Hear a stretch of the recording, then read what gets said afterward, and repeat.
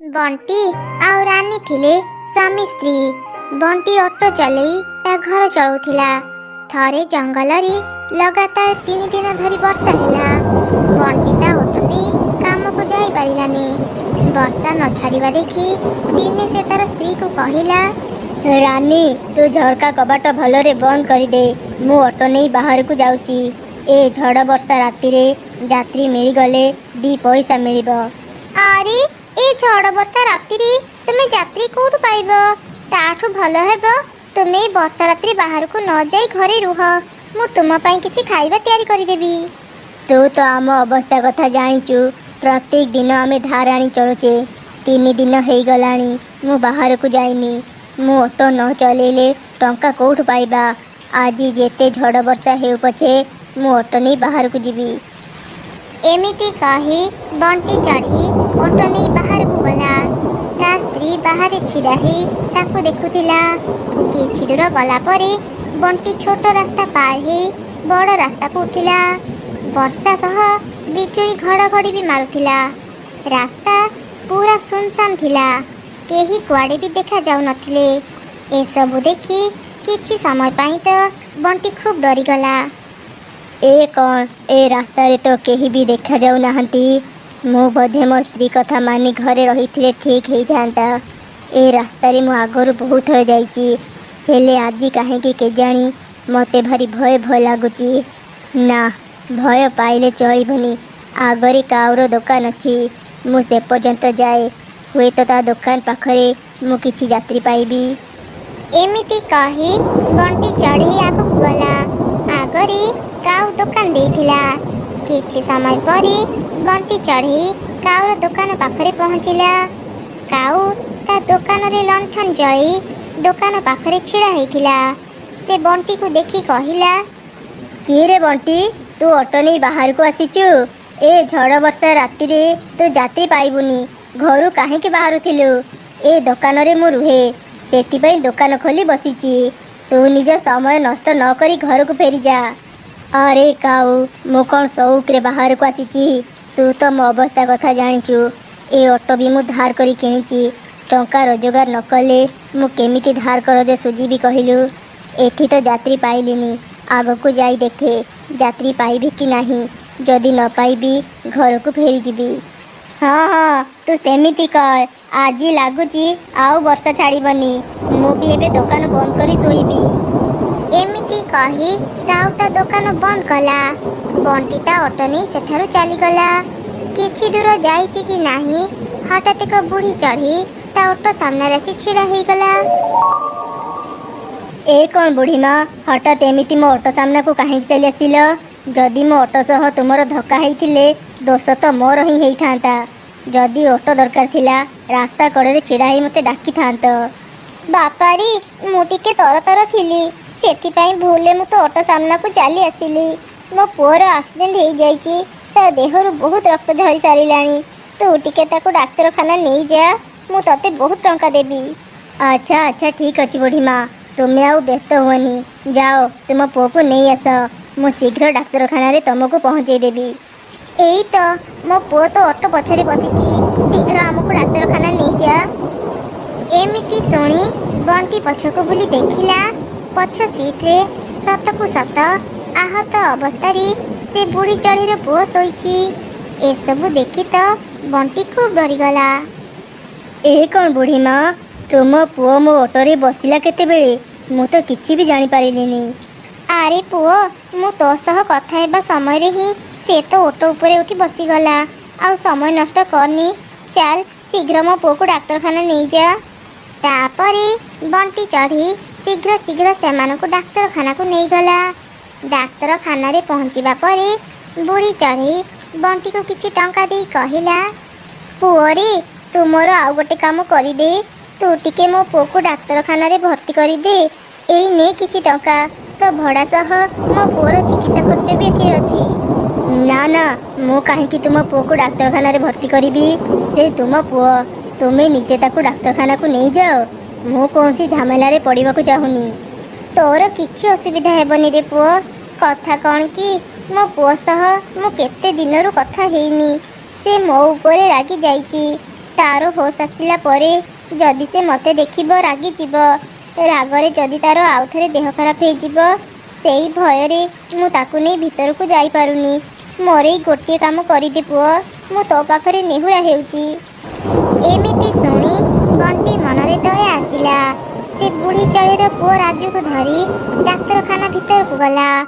ଅନେକ ସମୟ ଚିକିତ୍ସା କଲା ପରେ ରାଜୁର ହୋସ୍ ଆସିଲା।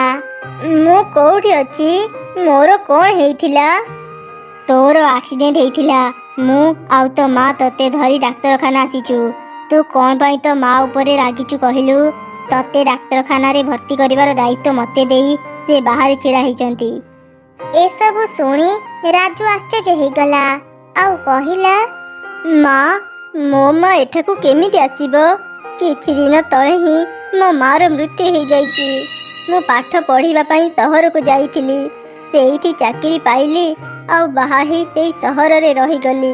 ମୁଁ ସଂସାର ଭିତରେ ଏତେ ବ୍ୟସ୍ତ ରହିଗଲି ଯେ ମୋ ମାର ଖୋଜ ଖବର ନେବା ପାଇଁ ବି ସମୟ ପାଇଲିନି। ଦିନେ ଗାଁରୁ ଖବର ଆସିଲା ମୋ ମାର ମୃତ୍ୟୁ ହେଇଯାଇଛି। ମା ମରିବା ସମୟରେ ମୋତେ ଦେଖିବାକୁ କେତେ ଇଚ୍ଛା କରିଥିଲା। ମୁଁ ଗୋଟେ ହତଭାଗା ପୁଅ। ମୋ ମାର ଶେଷ ସମୟରେ ମୁଁ ତା ପାଖରେ ନଥିଲି। ମାର ଅନ୍ତିମ ସଂସ୍କାର ପାଇଁ ମୁଁ ଆଜି ଗାଁକୁ ଯାଉଥିଲି। ଏକ ଟ୍ରକ୍ ସହ ମୋର ଧକ୍କା ହେଇଗଲା। ତାପରେ ମୋର ଆଉ କିଛି ମନେ ନାହିଁ। ତା ମାନେ ସେ ବୁଢ଼ୀ ଚଢ଼େଇ ଜୀବନ୍ତ ନଥିଲେ? ମୁଁ କ'ଣ ଏକ ଆତ୍ମା ସହ କଥା ହେଲି? ହେ ଭଗବାନ, ଏ ତୁମର କେମିତିକା ଲୀଳା? ମାର ମୃତ୍ୟୁ ପରେ ବି ସେ ତା ସନ୍ତାନର ବିପଦ ସମୟରେ ତାକୁ ରକ୍ଷା କରୁଛି। ୟାକୁ ହିଁ ବୋଧେ ମାର ଭଲ ପାଇବା କୁହନ୍ତି, ଯାହା ମୃତ୍ୟୁ ପରେ ବି କମି ନଥାଏ। ରାଜୁ ସୁସ୍ଥ ହେଲା ପରେ ବଣ୍ଟି ତାକୁ ନେଇ ତା ଘରେ ଛାଡ଼ିଦେଲା। ସେ ଘରକୁ ଫେରିଲା ପରେ ତା ସ୍ତ୍ରୀକୁ ସବୁ କଥା କହିଲା। ଜୀବନ ସାରା ସେ ଭୟାନକ ରାତିର ଘଟଣା କେବେ ବି ଭୁଲି ପାରିଲାନି।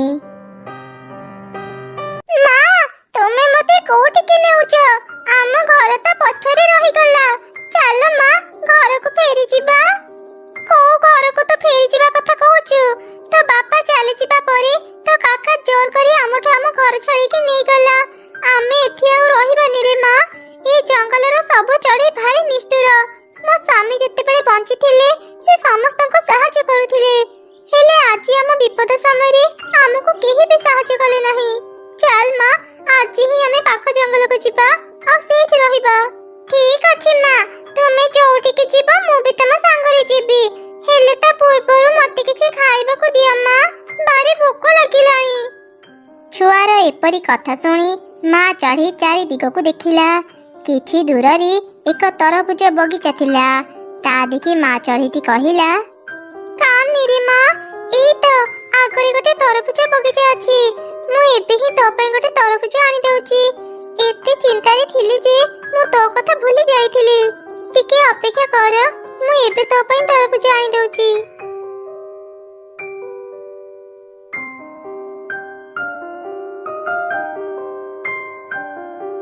ମାରେ, ମୁଁ ତରଭୁଜ ନେଇ ଆସିଛି।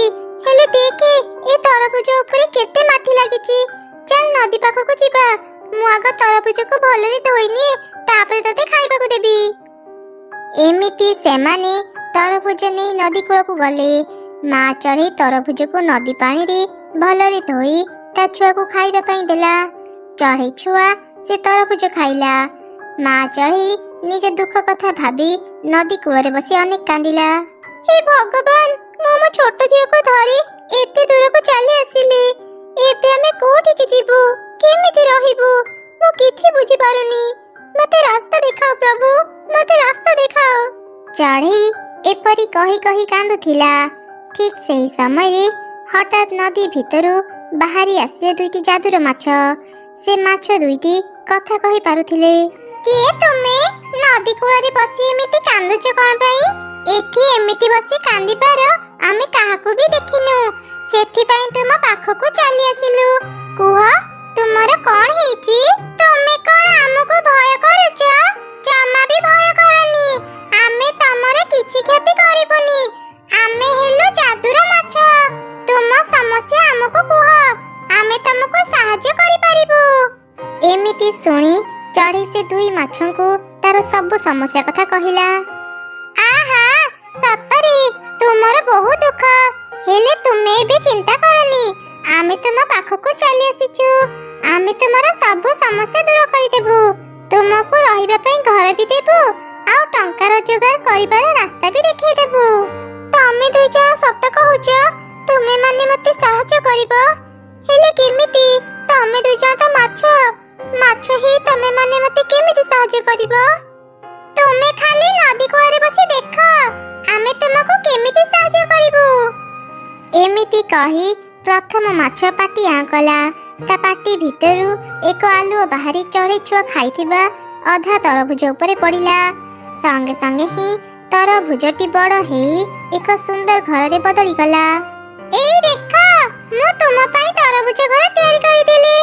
ଆଜିଠୁ ତମେ ଦୁଇ ମା ଛୁଆ ଏଇ ତରଭୁଜ ଘରେ ରହିବ। ଏ ତରଭୁଜ ଘର ଅନେକ ଶକ୍ତ। ସବୁ ବିପଦରୁ ଏ ତରଭୁଜ ଘର ତମମାନଙ୍କୁ ରକ୍ଷା କରିବ। ତାପରେ ଦ୍ୱିତୀୟ ମାଛ ପାଟି ଆଁ କଲା। ତା ପାଟି ଭିତରୁ ଆଲୁଅ ବାହାରି ନଦୀ କୂଳରେ ପଡ଼ିଲା। ସଙ୍ଗେ ସଙ୍ଗେ ସେଠି ଗୋଟେ ଝୁଡ଼ି ମାଛ ବାହାରିଲା। ଏଇ ନିଅ, ମୁଁ ତମକୁ ଗୋଟେ ଝୁଡ଼ି ମାଛ ଦେଲି। ଏଇ ମାଛ ବଜାରରେ ବିକ୍ରି କରି ତମେ ଅନେକ ଟଙ୍କା ପାଇବ। ସେ ଟଙ୍କାରେ ତମେ ମା ଛୁଆ ଆରାମରେ ଚଳିପାରିବ। ଆଉ ହଁ, ପ୍ରତ୍ୟେକ ଦିନ ସକାଳେ ତମେ ସେ ତରଭୁଜ ଘରୁ ବାହାରି ଏଇ ନଦୀ କୂଳକୁ ଆସିବ। ଆମେ ପ୍ରତ୍ୟେକ ଦିନ ତମକୁ ଗୋଟେ ଝୁଡ଼ି ମାଛ ଦେବୁ। ତୁମର ଆଉ ଅଭାବ ରହିବନି। ସତରେ ତମ ଦୁଇ ଜଣଙ୍କୁ ମୁଁ କେମିତି ଧନ୍ୟବାଦ ଦେବି ଜାଣିପାରୁନି। ତମେ ମାନେ ନଥିଲେ ମୁଁ ବୋଧେ ମୋ ଝିଅକୁ ନେଇ ଭିକ ମାଗିଥାନ୍ତି।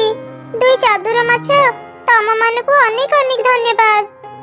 ମା ଚଢ଼େଇର କଥା ଶୁଣି ଦୁଇ ମାଛ ଖୁସି ହେଇ ସେଠାରୁ ଚାଲିଗଲେ। ତାପରେ ମା ଚଢ଼େଇ ସେ ମାଛ ଝୁଡ଼ି ନେଇ ବଜାରକୁ ଗଲା, ଆଉ ମାଛ ବିକ୍ରି କରି ଅନେକ ଟଙ୍କା ପାଇଲା। ଏମିତି ପ୍ରତ୍ୟେକ ଦିନ ମା ଚଢ଼େଇ ସକାଳୁ ସକାଳୁ ନଦୀ କୂଳକୁ ଯାଉଥିଲା। ଦୁଇ ଯାଦୁର ମାଛ ତାକୁ ଗୋଟେ ଝୁଡ଼ି ମାଛ ଦେଉଥିଲେ। ମାଛ ବିକ୍ରି କରି ଚଢ଼େଇ ଅନେକ ଟଙ୍କା ପାଉଥିଲା। ହେଲେ ଗୋଟେ ଦିନ କଥା କଣ, ଏ ଚଢ଼େଇ ଏତେ ବଡ଼ ବଡ଼ ମାଛ କୋଉଠୁ ଆଣୁଛି? ମୁଁ ପ୍ରତ୍ୟେକ ଦିନ ନଦୀ ଭିତରକୁ ଯାଇ ମାଛ ଧରେ, ହେଲେ ଏତେ ବଡ଼ ବଡ଼ ମାଛ ତ ମୁଁ କୋଉଠି ବି ପାଏନି। ମୁଁ ସବୁଦିନ ଏଠି ମାଛ ଧରି ବସିଥାଏ, ତା ଭିତରେ ହିଁ ଚଢ଼େଇ ଆସି ମାଛ ବିକ୍ରି କରି ଘରକୁ ଚାଲିଯାଏ। ନା, ଏମିତି ଯଦି ଚାଲିବ ମୋ ବେପାର ତ ପୁରାପୁରି ବନ୍ଦ ହେଇଯିବ। ଆଜି ଏ ଚଢ଼େଇ ମାଛ ବିକି ସାରି ଘରକୁ ଯାଉ। ମୁଁ ଆଜି ତାର ପଛେ ପଛେ ଯିବି, ଆଉ ଦେଖିବି ସେ କୋଉଠୁ ଏତେ ବଡ଼ ବଡ଼ ମାଛ ଆଣୁଛି। ଏମିତି ଚିନ୍ତା କରି କାଉ ଚଢ଼େଇର ପଛେ ପଛେ ଗଲା, ଆଉ ତାର ତରଭୁଜ ଘର ପଛପଟେ ଲୁଚି ଚଢ଼େଇ ଉପରେ ନଜର ରଖିଲା। ଆଜି ଦିନ ସାରା ମୁଁ ଚଢ଼େଇ ଉପରେ ନଜର ରଖିଲି, କାହିଁ ଚଢ଼େଇ ତ କୋଉଠି ବି ମାଛ ଆଣିବାକୁ ଗଲା ନାହିଁ। ନା, ଆସିଛି ମାନେ ଆଜି ଆଉ ଘରକୁ ଫେରିବିନି। ରାତି ଦିନ ମୁଁ ଏଇଠି ଜଗି ରହିବି। ସେ ବଡ଼ ମାଛର ରହସ୍ୟ ନ ଜାଣିଲା ଯାଏଁ ମୁଁ କୁଆଡ଼େ ବି ଯିବିନି। ଏମିତି ଚିନ୍ତା କରି କାଉ ରାତି ସାରା ସେଇଠି ଜଗି ରହିଲା। ସକାଳ ହେଲା ପରେ ଦୁଇ ଯାଦୁର ମାଛ ଚଢ଼େଇକୁ ଏକ ଝୁଡ଼ି ମାଛ ଦେଲେ। ଏସବୁ କାଉ ବି ଦେଖୁଥିଲା। ଓ, ଏବେ ବୁଝିଲି ଏ ଚଢ଼େଇ ଏତେ ମାଛ କୋଉଠୁ ଆଣୁଛି। ଏ ଦୁଇ ମାଛ ତାହେଲେ ପ୍ରତ୍ୟେକ ଦିନ ତାକୁ ମାଛ ଦେଉଛନ୍ତି। ଆଜି ଚଢ଼େଇ ବଜାରକୁ ଯାଉ, ମୁଁ ଜାଲ ପକେଇ ଏ ଦୁଇ ମାଛଙ୍କୁ ଧରିବି, ଆଉ ମୁଁ ବି ଏମାନଙ୍କୁ ବଡ଼ ମାଛ ମାଗିବି। କିଛି ସମୟ ପରେ ଚଢ଼େଇ ତା ମାଛ ଝୁଡ଼ି ଧରି ବଜାରକୁ ଚାଲିଗଲା, ଆଉ କାଉ ଏକ ଜାଲ ଧରି ନଦୀ କୂଳକୁ ଗଲା। ସେ ଯାଦୁର ଦୁଇ ମାଛଙ୍କୁ ଧରିବା ପାଇଁ ଜାଲ ପକେଇଲା। ହଠାତ୍ ସେ ଯାଦୁର ଦୁଇ ମାଛ ରାକ୍ଷସ ପାଲଟି ଗଲେ, ଆଉ ନଦୀ ଉପରକୁ ଆସି ହସିଲେ।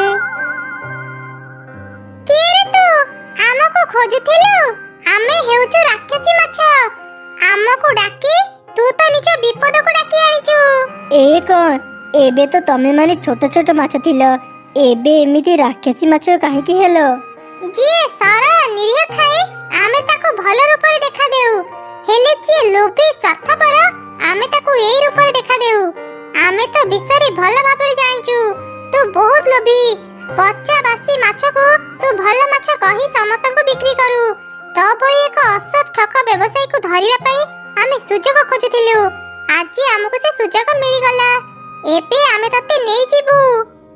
କାଉକୁ ଆଉ କିଛି କହିବାର ସୁଯୋଗ ନ ଦେଇ ଦୁଇ ରାକ୍ଷସୀ ମାଛ ତାକୁ ଟାଣି ଟାଣି ନିଜ ସାଙ୍ଗରେ ପାଣି ଭିତରକୁ ନେଇ ମାରିଦେଲେ। ଏମିତି ସେ ଲୋଭୀ କାଉର ଅନ୍ତ ହେଲା। ସେପଟେ ମା ଚଢ଼େଇ ପ୍ରତ୍ୟେକ ଦିନ ମାଛ ଝୁଡ଼ି ବଜାରରେ ବିକ୍ରି କରି ଅନେକ ଖୁସିରେ ରହିଲା।